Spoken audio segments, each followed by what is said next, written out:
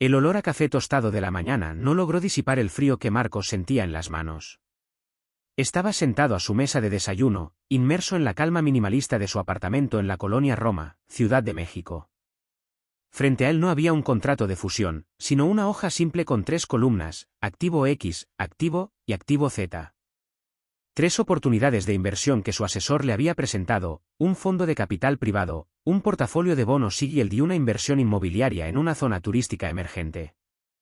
Las 3 eran opciones sólidas, respaldadas por análisis impecables. Pero llevaban 7 meses en esa mesa. 7 meses de parálisis total. Su respiración era superficial. Abogado corporativo de élite, Marcos negociaba tratos multimillonarios con la frialdad de un robot. Pero cuando se trataba de su propio capital, el terror era absoluto. ¿Qué pasaría si te dijera que la razón por la que tu dinero no crece no es por falta de conocimiento, sino por un miedo paralizante a la decisión irreversible? Marcos lo tenía todo en el papel, un ingreso anual estratosférico, activos líquidos que superaban cómodamente las 7 cifras, y una disciplina de ahorro casi patológica. Sin embargo, su fortuna, ganada con esfuerzo y brillantez, se pudría lentamente en cuentas bancarias de bajo rendimiento. Era el costo de la inacción, un concepto que carcome más rápido que cualquier pérdida bursátil. La paradoja era cruel, él había liberado a corporaciones enteras de litigios de $100 millones, pero era un prisionero de su propia cuenta de débito. Su madre, una mujer que siempre midió los riesgos, solía advertirle: Marcos, el miedo a equivocarse te costará más que cualquier error real. Él entendía la frase intelectualmente, pero era incapaz de desactivar el pánico. El terror de elegir una opción que, en el futuro, pudiera demostrarse equivocada, era más fuerte que la ambición de ganar. Esa mañana, el asesor de patrimonio, el licenciado Fuentes, llamó. Su tono era cortés, pero había una clara impaciencia. Marcos, la ventana del fondo inmobiliario se cierra la próxima semana. Hemos perdido el 5% de apreciación potencial en los últimos meses. ¿Podemos tomar una decisión? Él desvió la mirada hacia un cuadro abstracto en la pared, el sol golpeaba el lienzo. La presión de Fuentes no era sobre la ganancia, sino sobre la exposición, la pérdida de oportunidad acumulada. Marcos se disculpó, citando una necesidad de modelar escenarios de peor caso. La verdad era que estaba atrapado en el miedo a la vulnerabilidad. Si invertía y el mercado corregía, no sería solo una pérdida financiera, sería la evidencia de que su control no era absoluto, un retroceso a la inseguridad que la había impulsado desde la infancia. La escuela nunca te enseña que, para los que han ascendido socialmente, el dinero se convierte en una armadura frágil, algo que se protege del mundo, no algo que se expone para la multiplicación. La hoja con las 3 opciones de inversión fue arrugada y tirada a la basura. Marcos se puso su traje a medida y salió a enfrentar a los tiburones corporativos, dejando su propio futuro financiero en un congelador. En el taxi, se preguntó: ¿es posible que la verdadera diferencia entre el exitoso que ahorra y el rico que invierte no sea el capital inicial, sino la valentía de operar con información incompleta? Él se sentía seguro por su ahorro, pero actuaba como si estuviera a un paso de la bancarrota. Había un misterio detrás de su parálisis, un conflicto emocional que solo se resolvería cuando su miedo encontrara una confrontación directa. La historia de Marcos no era sobre cómo evitar el riesgo, sino sobre por qué la búsqueda del riesgo cero es, irónicamente, la decisión más arriesgada de todas. El tic-tac silencioso de los intereses perdidos se acumulaba, una factura invisible que él estaba pagando con cada mes de inacción. La vida de Marcos era una vida de hiperperfeccionismo, una extensión de su formación legal. Sus hábitos financieros estaban marcados por una necesidad de certeza que no existía en el mercado. Cada potencial inversión se desmenuzaba hasta el punto de la autodestrucción. Su fondo de emergencia no era para imprevistos, era un búnker. Su creencia central, reforzada por su profesión de abogado, era que el análisis exhaustivo elimina el error humano. Este principio era su ruina. Su error más costoso era la parálisis por análisis en bucle. Él pasaba meses investigando una acción, un fondo o una propiedad, llegando invariablemente a la conclusión de que, si bien la opción era buena, siempre había un riesgo residual de cisne negro, no contemplado, él si solo hubiera previsto. En una escena cotidiana con su exprometida, Diana, la tensión se hizo evidente. Estaban revisando los estados de cuenta y Diana señaló el saldo masivo en la cuenta de ahorro. Marcos, el rendimiento de esto es menor que la inflación. Tu dinero está perdiendo valor. Es una certeza, no un riesgo. Él respondió, defensivo, es liquidez, Diana. Es el poder de movimiento. No puedo arriesgar nuestro futuro por un venture especulativo. Ella le replicó con frustración, ¿qué futuro? El futuro que financias con esta cuenta está garantizado a ser más pequeño cada año. El concepto de inflación como ladrón silencioso era algo que él entendía, pero que su miedo hacía que su cerebro ignorara activamente. ¿Tu miedo a perder te hace ignorar la pérdida constante que ya está ocurriendo en tus cuentas? El aprendizaje financiero que Marcos estaba ignorando era una máxima de gestión de patrimonio: la diversificación es la compensación del inversor por no ser omnisciente. El arte de los ricos no es adivinar la próxima acción ganadora, sino estructurar un portafolio que haga que el error en una inversión sea irrelevante. Marcos, al negarse a invertir, violaba la regla de oro de la exposición al tiempo. El tiempo en el mercado es el activo más valioso, y cada día de inacción es una pérdida irrecuperable de interés compuesto. Su miedo no era solo a la pérdida de capital, sino al juicio del fracaso. Tenía terror de que una pérdida pequeña desatara una serie de decisiones equivocadas, temiendo que la primera ficha de dominó lo llevara de vuelta a la inseguridad económica de su juventud. Su cerebro había codificado el dinero como un indicador de éxito, no como una herramienta. Si perdía, su cerebro lo traduciría como, Marcos, eres un fracaso. Todo lo que has construido es una ilusión frágil. Esta necesidad de infalibilidad era la barrera real entre él y la libertad financiera. Una noche, durante un seminario en línea, un inversor veterano dijo, si esperas la certeza, vas a pagar por la certeza. Y el precio de la certeza en el mercado es la rentabilidad.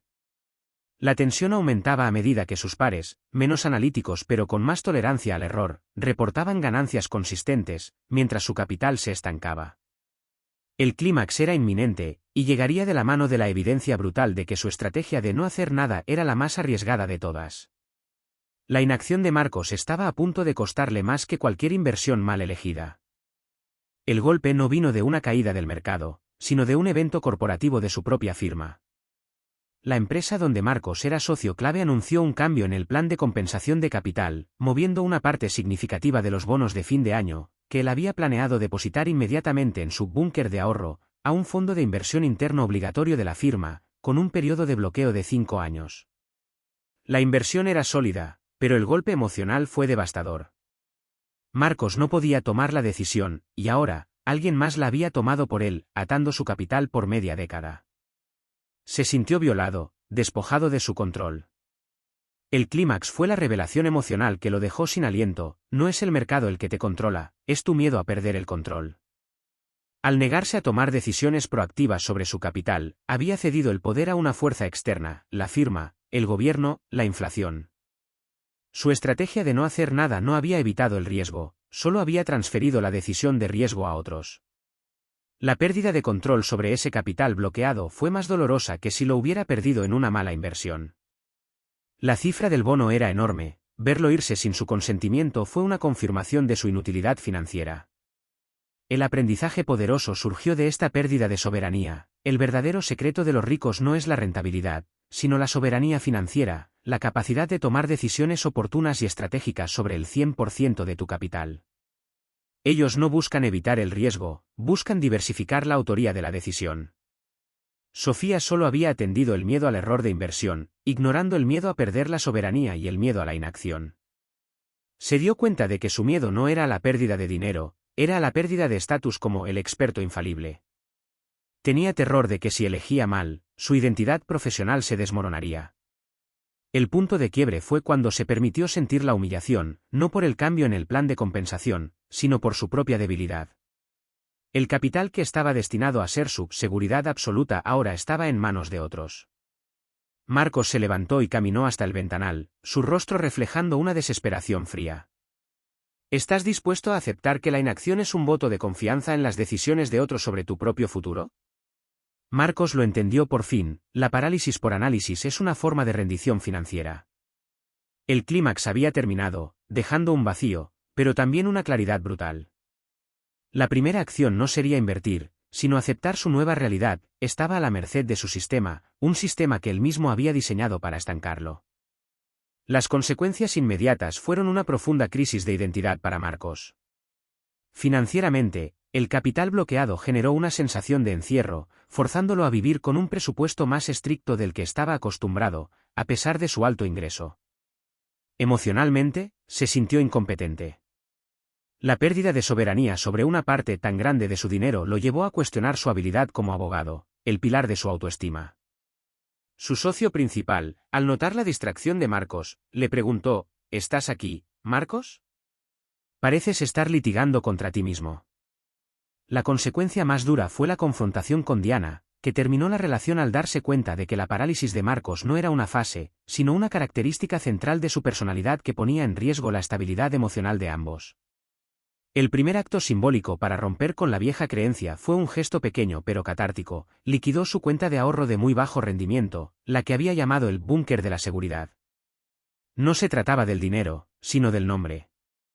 Al liquidarla y mover el capital restante a una cuenta corriente común, simbólicamente renunció a la ilusión de que esa cuenta le daba una seguridad mágica. Fue un acto de aceptación de que la seguridad debe ganarse con decisiones, no con inmovilidad.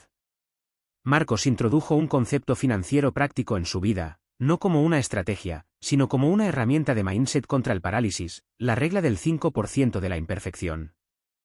Esta regla establecía que el 5% de cualquier capital estancado o nuevo ingreso debía ser invertido inmediatamente en el activo más aburrido y diversificado, un ETF o fondo indexado global, que encontrara.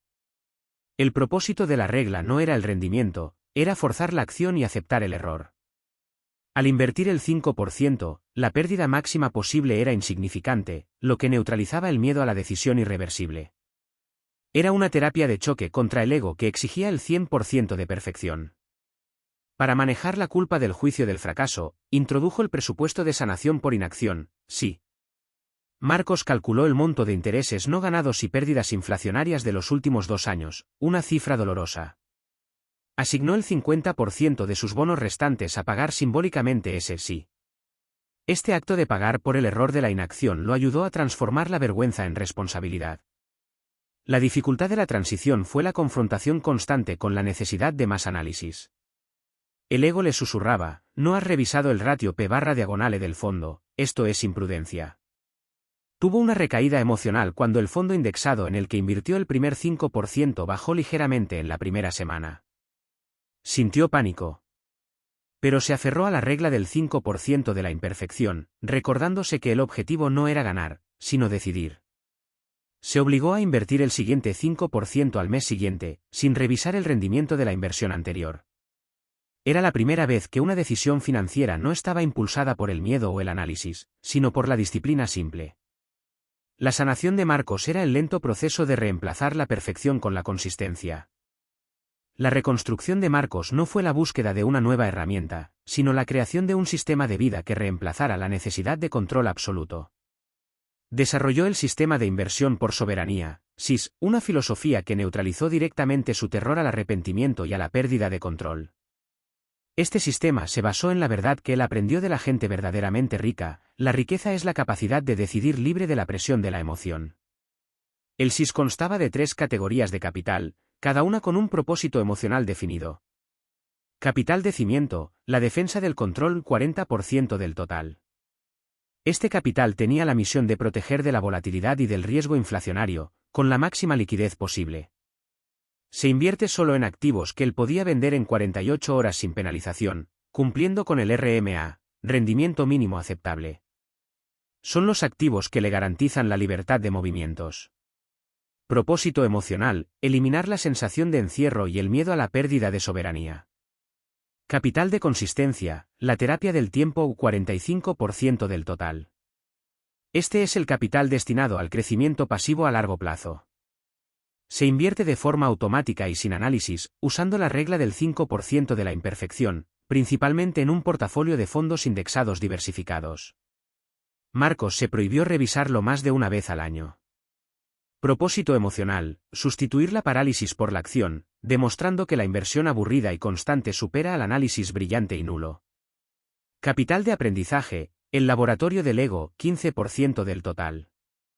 Esta es la porción para las inversiones interesantes o de alto riesgo que él, el abogado brillante, sentía que debía hacer. Es el fondo para experimentar con acciones individuales o startups. Propósito emocional, satisfacer su necesidad de validación intelectual y el deseo de riesgo, pero con un límite estricto de pérdida ya asumido, liberando la presión emocional de tener que ser infalible. Este sistema fue diseñado para neutralizar la necesidad de análisis perfecto. Al automatizar el 45% y acotar el riesgo del 15%, Marcos aceptaba la imperfección. La clave del SIS es la inversión por soberanía vs por perfección. El capital de cimiento se invierte por la máxima sensación de control y liquidez que puede comprar, el rendimiento es secundario. El capital de consistencia se invierte por la máxima garantía de crecimiento a largo plazo sin esfuerzo mental. Un ejemplo práctico y real de cómo aplicó esta regla ocurrió cuando su asesor le propuso una inversión inmobiliaria compleja. La antigua Marcos habría pasado 6 meses analizando. La nueva Marcos midió la inversión, el bloqueo de capital era demasiado alto para el capital de cimiento, y el riesgo era excesivo para el capital de consistencia. Decidió que la inversión solo podía hacerse desde el capital de aprendizaje. Al tener que fraccionar la inversión a solo el 15% del total, el miedo a la decisión se redujo a un nivel tolerable. Hizo la inversión al instante. La recaída emocional fue la sensación de debería haber usado más capital de consistencia. Pero se aferró al SIS, soberanía es tener límites, no opciones ilimitadas. El cambio fue lento y metódico. El resultado fue estabilidad, no magia. Su cartera creció de manera constante, y por primera vez, su sueño no era ganar el máximo, sino que su dinero fuera un reflejo de su paz. El tiempo ha pasado, y el escritorio de Marcos ya no tiene pilas de informes de inversión. Ahora tiene solo 2 archivos, activo de soberanía, y consistencia. Ya no es el abogado que busca el artículo perfecto en el código, es el estratega que entiende que la vida financiera no es un código, es un sistema de probabilidades. Su evolución se mide en la velocidad con la que ahora toma decisiones y en la certeza con la que no revisa el capital de consistencia, un signo de que ha sustituido la parálisis por la confianza en el tiempo. Él ha interiorizado la lección financiera que los verdaderamente ricos conocen, el miedo a la pérdida es solo el miedo a la incapacidad de recuperación. La riqueza real se mide por la solidez de tu sistema de paz, no por el pico de tu cuenta bancaria. Si tu sistema está diseñado para que un error te destruya, siempre vivirás paralizado. El costo real de su parálisis pasada fue su capital de confianza, el recurso que ahora recupera con cada acción simple y disciplinada. Su lección final se cristalizó en un concepto inspirador: la inacción es la deuda del futuro. Si el interés compuesto te ayuda a crecer, la inacción te cobra la pérdida de esa oportunidad con intereses. El SIS le enseñó que la única forma de combatir la inacción es con la acción automatizada y acotada. Él no se hizo libre por una jugada maestra, se hizo libre por la acumulación de pequeñas decisiones tomadas a tiempo, sin la necesidad de perfección. Marcos cierra su agenda, la piel lisa de la tapa brillando bajo la luz. Su mirada es firme. Ha dejado de luchar contra el miedo. Ahora lo ha acotado y diversificado. Si has visto tu propia parálisis en la historia de Marcos, si sientes que tu dinero está estancado por miedo al error, te invito a dar el primer paso hacia la acción imperfecta.